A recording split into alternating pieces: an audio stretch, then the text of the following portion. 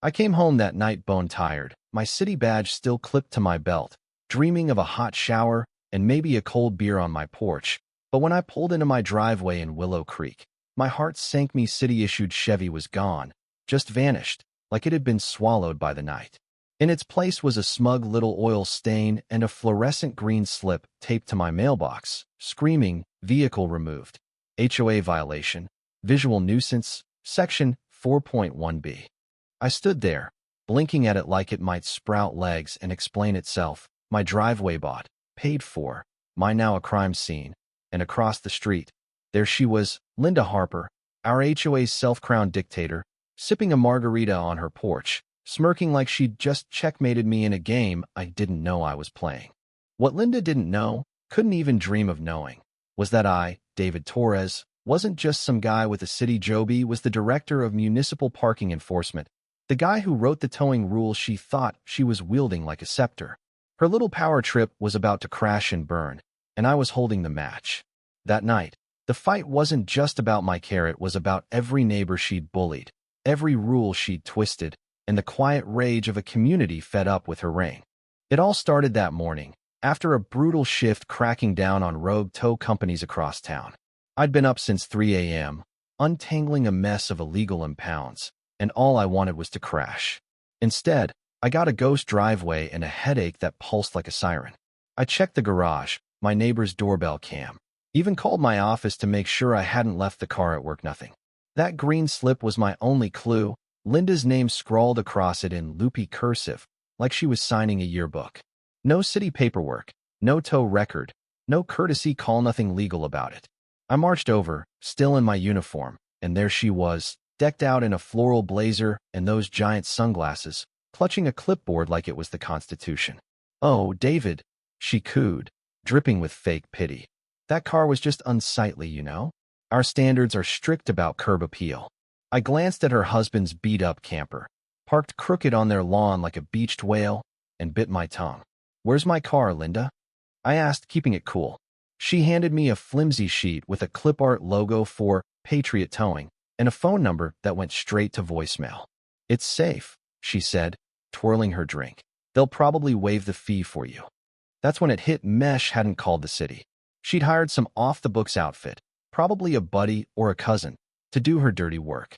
I've seen it 100 times. Shady tow companies tied to HOA cronies. No permits, no accountability, just cash changing hands in backrooms. I smiled, thanked her, and walked away, already dialing my team. By noon, I'd confirmed no record of my plate in the city's tow database. This wasn't just unauthorized, it was borderline criminal. I dug deeper, cross-referencing every tow company within 10 miles. Patriot Towing? Unregistered, uninsured, a ghost operation with no address. They had my city car, and Linda thought she was untouchable. I wasn't about to let her skate. I called my assistant, Carla, who showed up with a stack of HOA bylaws and a grin like she'd just won the lottery. "She towed your city car? From your driveway?" She laughed. "Oh, she's toast burnt to a crisp." Carla flipped open the bylaws and pointed to a gem. Linda's HOA hadn't filed their updated rules with the city, meaning her visual nuisance clause was as legal as a monopoly deed. Her whole operation was built on quicksand, and I was ready to pull the plug. First, I needed proof. I set up a sting, borrowed a neighbor's roof cam, slipped a GPS tracker into my replacement city car, even tucked an AirTag under a planter. Then I waited. Linda didn't disappoint. 2 days later, she struck again, her tow truck slinking through Willow Creek like a shark, slapping green tickets on anything offensive: a mom's minivan, a gardener's trailer, my car again. But this time, they didn't see the unmarked city SUV tailing them, or the compliance officer sipping coffee in the passenger seat, his body cam rolling. We followed them to a sketchy lot behind a shuttered warehouse, where my Chevy sat, tires slashed, hood keyed, a casualty of Linda's vendetta. We got it all: illegal tows, fake fees, no signage, and the jackpot. A contract between Linda and Patriot Towing, signed, dated, listing priority targets. My name was at the top. Back home, Linda was peacocking on the neighborhood app, posting a pic of my empty driveway with a caption, "Some folks are learning to respect our standards." I didn't bite, not yet. I just replied with a photo of my badge. The next morning, city vans rolled up to her house code enforcement, legal, towing compliance, the works. Her margarita glass hit the deck when she saw us. "This is harassment," she shrieked. But we had warrants, evidence, and a list of violations longer than her HOA rulebook. That was just the warm-up. Linda didn't quit, she doubled down. The next day, I woke to orange traffic cones blocking my driveway, a sign reading, "Parking restricted, HOA aesthetic review." She'd bought them in bulk, like she was staging a coup. Two other neighbors got the same treatment, both vocal critics of her towing spree. One, a nurse named Sarah, found a letter calling her mailbox offensively teal. This wasn't an HOA Anna Marie, it was Linda's fiefdom. At the next HOA meeting, she strutted in with a PowerPoint, preaching about community vision, while flashing photoshopped images of luxury cars. I stood up, calm as a lake, and said, "Your rules are illegal, your tows are unlicensed, and the city's watching you." The room went quiet. She laughed it off. "David, your little city job doesn't scare me." I set my badge on the table. "It should." The tide turned. Neighbors started pushing back. Sarah stood up. "This isn't what I signed up for." An old guy, Mr. Callahan, a retired lawyer, muttered, "Let's pause this circus." Linda's smile cracked, but she plowed ahead, calling for a vote on her rules. I didn't stay for the chaos. I was already filing a formal complaint with the city, complete with her cone photos and that damning tow contract. 2 days later, Carla called, cackling. Linda tried to register Patriot Towing as a city contractor, with her HOA logo as a permit. It was like watching someone trip into their trap. Linda's final swing was pure desperation. One morning, I stepped outside to find my lawn overrun with plastic flamingos, 50 of them, pink and tacky, with a sign, "Visual complaint marker." It was so petty, I almost laughed. Neighbors snapped photos, kids giggled, and I just called the city's nuisance team. They hauled the flamingos away while Linda screamed about fascist landscapers.